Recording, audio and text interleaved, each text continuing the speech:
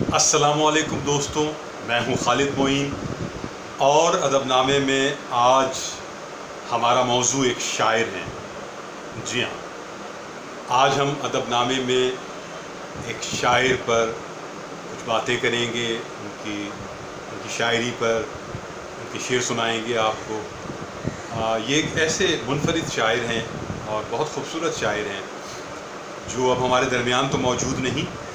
لیکن ان کی شاعری اپنی پوری توانائی اور قوت اور تازگی کے ساتھ پورے اردو دنیا میں موجود ہے،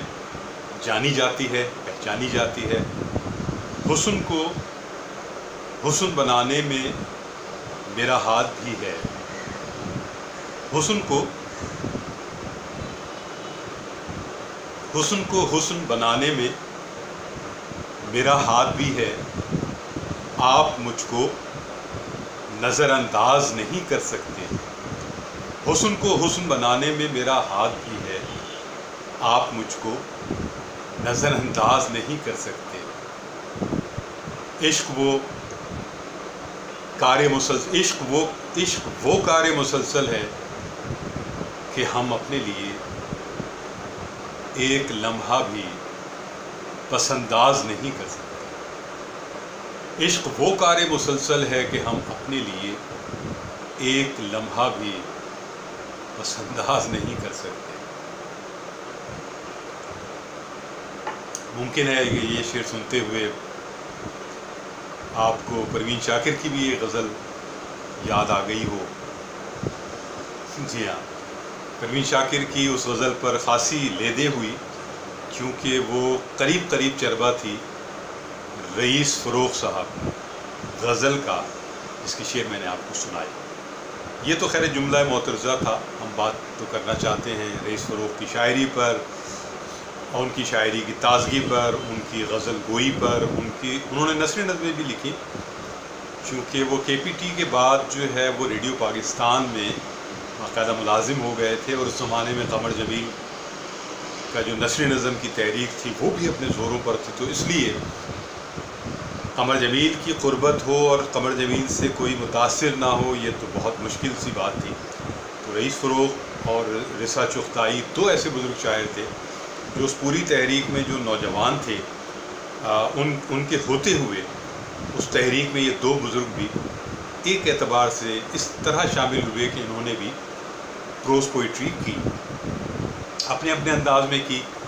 رسا چغتائی تو خیر زیادہ چونکہ غزل کے بہت منجھے ہوئے آدمی تھے،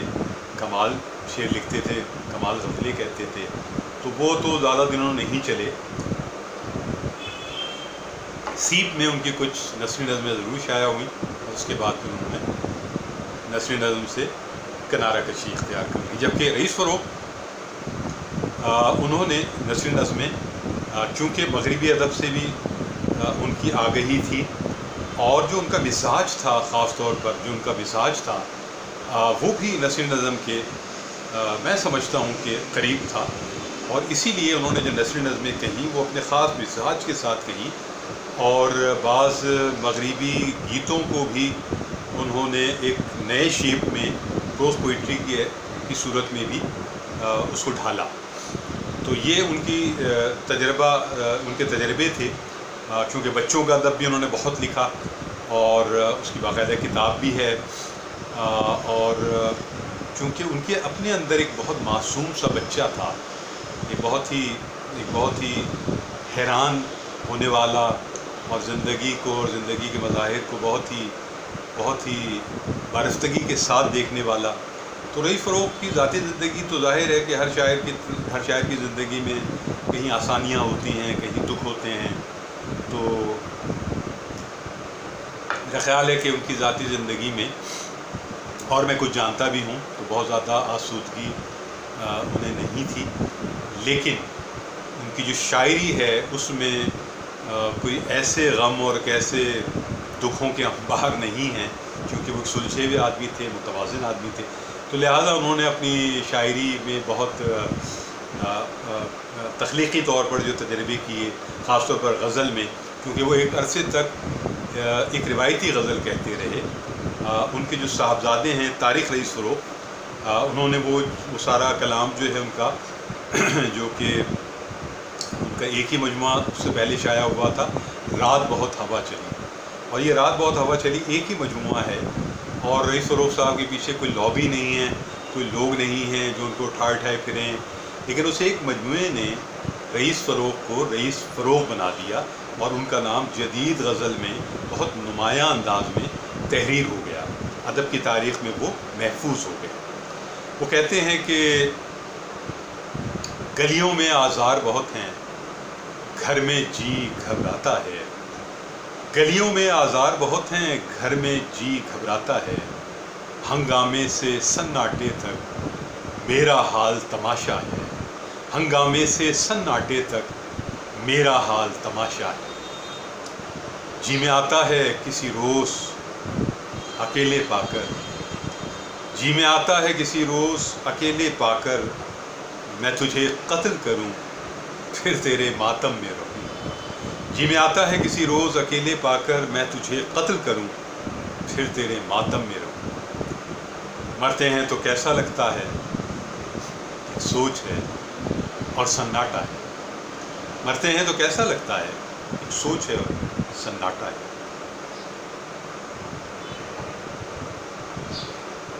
اپنے ہی شب و روز میں آباد رہا کر، اپنے ہی شب و روز میں آباد رہا کر، ہم لوگ برے لوگ ہیں ہم سے نہ ملا کر،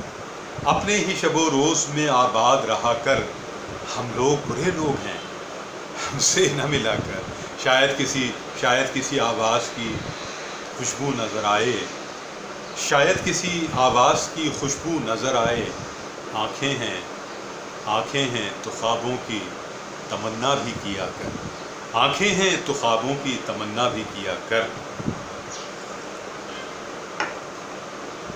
رئیس فروغ یہ تمام غزلیں بہت کمال کی ہیں، کلاسیکی روایت کے ساتھ جوڑ کر جو جدید حیثیت ہے اس کے ساتھ انہوں نے جو آمیزش کی ہے فکر کی، جذبے کی، خیال کی، اور اپنا ایک الگ سے اسلوب تراشا، اور ایک ایسے ہجوم میں تراشا جب سارے ہی بلند قامت شعراء آس پاس تھے، کس کا نام لیجئے، سلیم احمد سے لے کر مدنی صاحب، اور مدنی صاحب سے لے کر قمر جمیل صاحب تک، اور رضی اختر شوق صاحب بھی ریڈیو میں تھے، محسن گوپالی صاحب بھی تھے، تو ایک سے ایک شاعر جو ہے اس وقت پورا جو ہے تابی دہلوی صاحب، میشر بدایونی صاحب، ایک سے ایک شاعر وہاں آس پاس موجود تھا، اور درجنوں کی تعداد میں لوگ موجود تھے، ان سب کے بیچ رہتے ہوئے ایک بہت کم سخن شاعر، بہت خوبصورت شاعر جو اپنی شخصیت میں بھی بہت خوبصورت تھے، اپنے رویوں میں بھی بہت خوبصورت تھے، اور وہ سراپا شاعر تھے، اور انہوں نے ایک ایسی غزل کی داغ بیل ڈالی جو اب بھی تر و تازہ ہے، زندہ ہے، اور اسی لیے رئیس فروغ کا نام جدید اردو غزل میں بہت نمایاں ہے، اور اسی لیے وہ ہمارے پسندیدہ شاعر۔ آخر میں ان کی ایک اور غزل کہ کسی کی طرف دیکھتا تو میں بھی ہوں، کسی کی طرف دیکھتا تو میں بھی ہوں، بہت برا نہیں، اتنا برا تو میں بھی ہوں،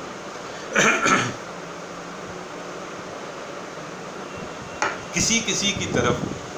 دیکھتا تو میں بھی ہوں، بہت برا نہیں، اتنا برا تو میں بھی ہوں، بہت